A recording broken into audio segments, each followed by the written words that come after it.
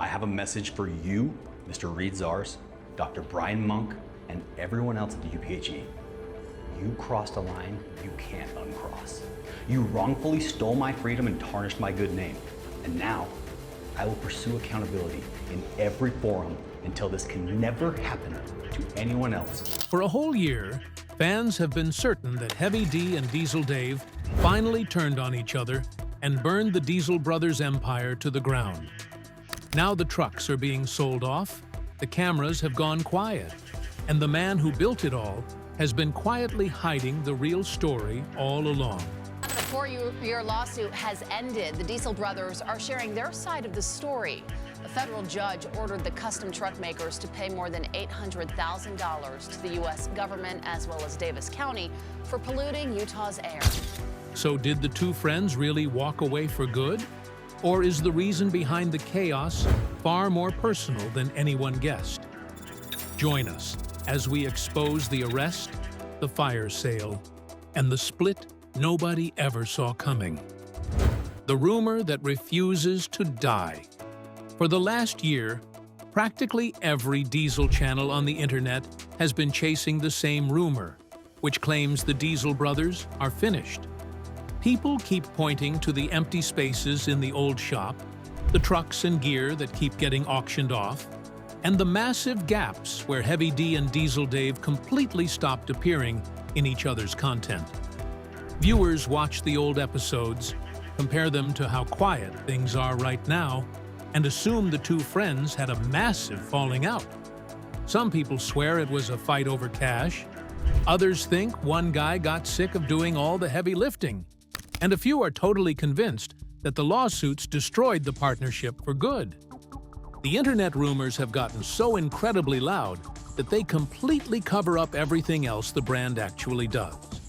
People who used to watch the channel just to see massive truck builds and vehicle giveaways are now spending all their time trying to figure out who backstabbed whom. And that guessing game has turned into its own weird form of entertainment. Every single new headline about Heavy D is immediately dragged into the same conspiracy theory. Like every single piece of bad news has to be connected to a ruined friendship. It is a neat little story, and neat stories spread fast. But the actual truth has been sitting right there in front of everyone the whole time, completely buried under clickbait thumbnails and internet guesswork. The real issue is just how this kind of gossip spreads across the internet. A 10-second clip with a dramatic caption travels way faster than any actual explanation. And once a few different channels post the same theory, everyone starts treating it like a proven fact. Even casual viewers who know absolutely nothing about the actual lawsuits just repeat the breakup rumor like they personally witnessed it happen. But to see how far this empire really fell, the story has to start with how unlikely it was that these two ever built it at all. The brotherhood that came long before the trucks. Long before either of them had a television deal, Heavy D and Diesel Dave were just two restless friends in Utah, always looking for the next thing to chase. They are not actually brothers, despite the matching name and the matching beards. And they did not grow up building diesel trucks together. By Dave's own account, they met as young men and clicked almost instantly, two oversized personalities who recognized something familiar in each other. He has described it as bros at first sight, the kind of friendship that feels less like a choice and more like a simple fact of life. Their early years together had nothing to do with engines at all. Before the trucks, they tried their hand at landscaping, at flipping used cars, and at whatever odd jobs could pay the bills and keep things interesting along the way. Dave had spent 2 years in Portugal on a religious mission before any of it, learning to live far from home and fend for himself. And that hunger for adventure carried straight into the partnership once they joined forces. They were not chasing fame back then. They were just two guys who liked working hard, laughing harder, and seeing what they could pull off together. That specific backstory actually matters. because it proves why the internet rumors do not make any sense.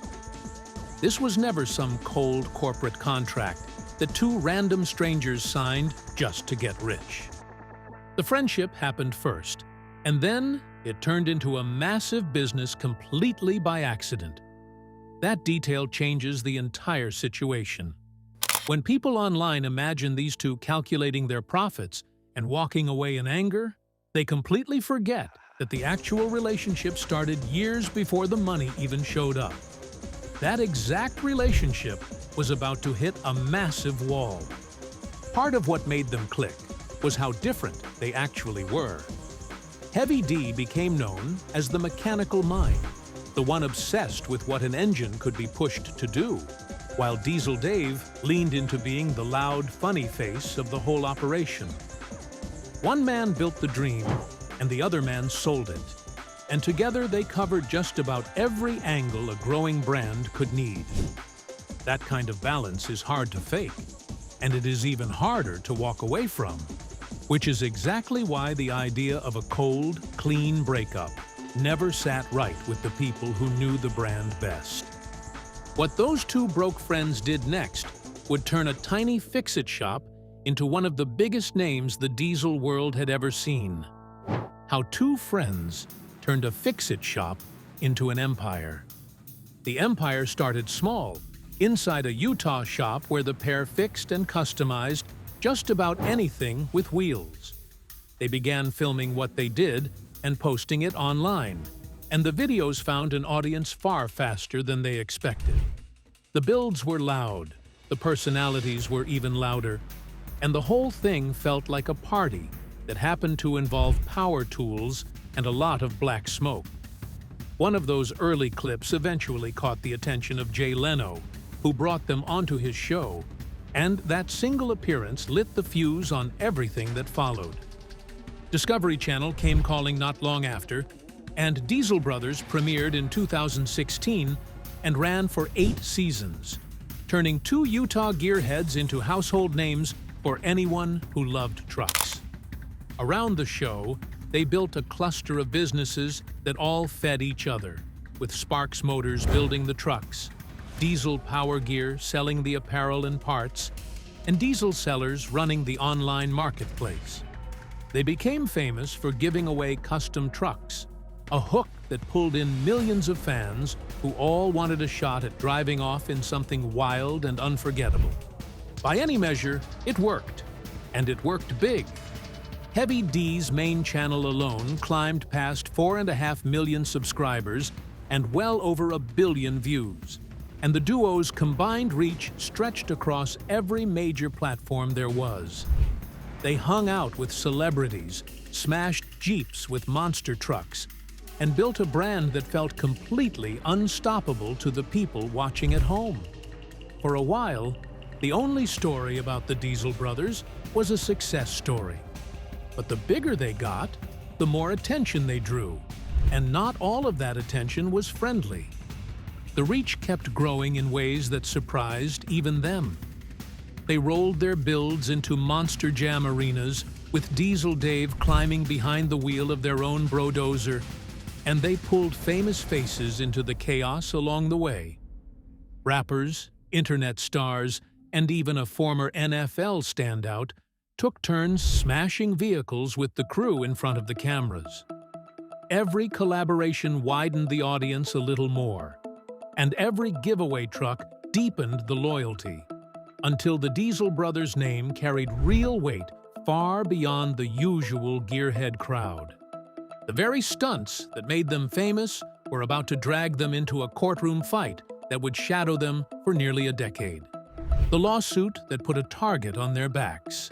The trouble began with a practice the diesel world calls rolling coal, in which trucks are modified to belch thick black smoke straight out of the exhaust. It made for dramatic footage, and the Diesel Brothers leaned all the way into it. But in Utah, a group called the Utah Physicians for a Healthy Environment saw something very different. And in 2017, they sued Heavy D and his associates, alleging the crew had illegally removed or tampered with emissions control devices on diesel trucks. The case did not go the way the brothers had hoped. They lost, and although they appealed, the higher court upheld much of the original ruling. The eye-watering damages figure was eventually trimmed down to cover only what Heavy D could be held liable for in Utah rather than the entire country, which sounded like a victory right up until the attorney fees entered the picture. Those fees did not shrink along with everything else. They grew, and they would slowly become the single heaviest weight hanging over the whole operation. As if one major legal battle were not enough, the Italian fashion brand Diesel came after them too, winning a multi-million-dollar trademark judgment over the Diesel Power Gear name and its products. Suddenly, the empire that had looked unstoppable was bleeding money in two directions at once, and the people behind it were spending as much time with lawyers as with wrenches. Fans watching from the outside could feel the pressure building. They did not yet know the full scale of it. And the harder the courts pressed, the more cracks began to show in the business the two friends had spent years building together. What made the case so brutal was how long it dragged on and how wildly the numbers moved. The original damages claim ran into the tens of millions before the appeal cut it down to a small fraction of that. Yet the relief never really came, because the legal costs kept climbing in the background the entire time. Heavy D pushed back publicly for years, framing the whole fight as overreach aimed at a target the activists wanted to make an example of. Whatever the merits, the case simply refused to end, and it kept a heavy cloud parked directly over the business.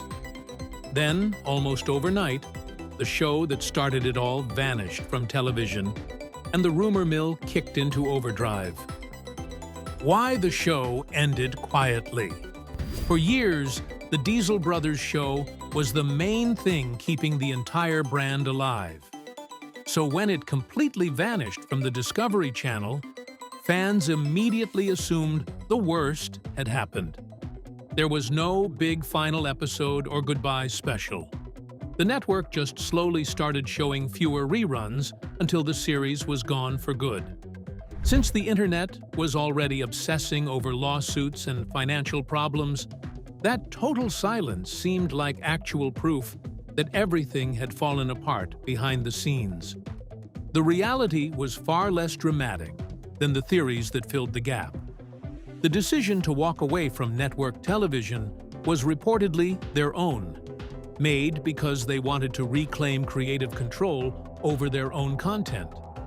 Network schedules were rigid, creative freedom was limited, and corporate oversight shaped what they could build and when they could build it. Rather than keep dancing to someone else's rhythm, they chose to return to their roots and pour their energy into self-produced videos on YouTube, where no executive could tell them what to make. To the fans, though, a vanished show looked exactly like a vanished partnership. They could not see the strategy behind the move, so they filled in the blanks with conflict and bad blood. It is one of the oldest patterns in celebrity gossip, where absence gets mistaken for anger, and a quiet decision gets rewritten as a bitter breakup. The two men had simply changed lanes and taken the wheel back for themselves, but the audience had already decided they were driving off in opposite directions. And the next chapter would only pour more fuel on the fire. What the panic missed was that the gamble largely paid off. Free from network calendars, their channels stayed busy, and their following stayed enormous, with millions of people still watching the builds land on YouTube instead of cable. The brand did not vanish when the show did, it simply moved house. For the two of them, trading a broadcast slot for full ownership of their own schedule looked a lot less like a collapse and a lot more like a promotion, even if a worried audience kept reading it as the exact opposite. Because what happened to Heavy D next was so dramatic that even his most loyal fans started to wonder if the empire could survive it. The arrest and the fire sale. On October 7th, 2025, the story stopped being about rumors and became impossible to ignore.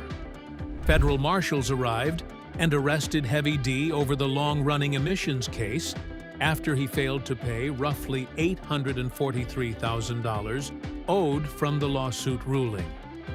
He was booked into the Salt Lake County Jail, and the image of one of the Diesel brothers behind bars raced across the internet within hours. He was released 2 days later, and he came out swinging, insisting he felt vindicated and arguing that the penalties were excessive and politically driven. Around the same time, fans watched Heavy D do something that genuinely alarmed them. He began liquidating huge amounts of shop equipment, trucks, and even personal collections, selling off items he had once sworn he would never part with. He let go of Fremont Island, the patch of land he had famously owned out in the Great Salt Lake, and he openly hinted at big changes coming for Sparks Motors. To outsiders, it looked like a man quietly dismantling his own empire piece by piece. And court records show judges even paused some of those sales because they clashed with the ongoing legal proceedings. This was the season that finally convinced many people the partnership was dead. An arrest, a fire sale, and a wall of legal pressure all landed at almost the same time, and it was easy to assume that two friends would crack under that kind of strain. But this is exactly where the rumor and the reality finally part ways, because everything that was breaking around Heavy D had almost nothing to do with Diesel Dave. The real fracture was waiting somewhere far closer to home and far more personal than anyone online had guessed. The court paperwork laid out just how tangled things had become. Heavy D was supposed to funnel proceeds from the sale of company assets into a court-controlled account, and when that money did not arrive, the judge ruled that he and his company had failed to comply with the orders. The warrant, the filings noted, came only after the court felt it had run out of gentler options. For a man who built his entire name on doing things his own way, being marched into custody over unpaid penalties was about as public a humbling as a person can take. The split that actually happened in 2026 was real, it was painful, and it was not the one the internet had spent a year predicting. The truth and the split that was actually real. Here is the part the thumbnails always leave out.